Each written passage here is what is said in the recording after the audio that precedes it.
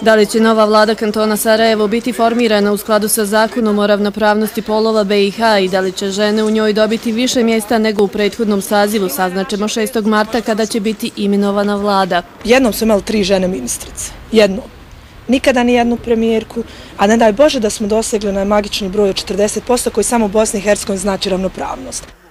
Kako bi se zabrinjavajući položaj žena u društvu poboljšao, prvi su se u Zedu kantonu usudili preduzeti konkretne mjere. Uspjeli da ubijedimo Skupštinu tamošnju da ne imenuje vladu u kojoj nije trebala da bude ni jedna žena i slično želimo da uradimo u stvari u kantonu Sarajevu, imajući na umu da nismo ubijeđeni u stvari da će se zakon o ravnopravnosti spolova koji predviđa zastupljenost oba spola sa minimalno od 40% ispoštovati.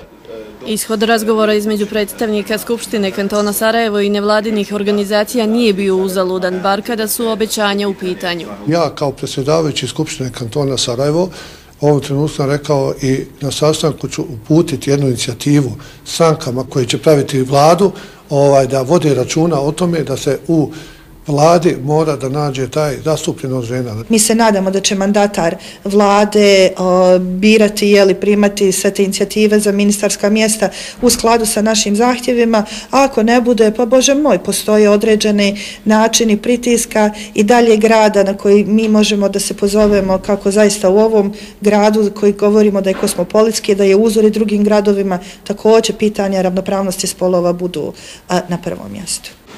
Uprkos usvajanju zakona o ravnopravnosti polova i potpisivanju konvencije o ukidanju svih oblika diskriminacije žena, najbolji pokazatelj njihovog položaja u BiH su podaci Biroa za zapošljavanje i socijalnih službi, prema kojima žene prednjače.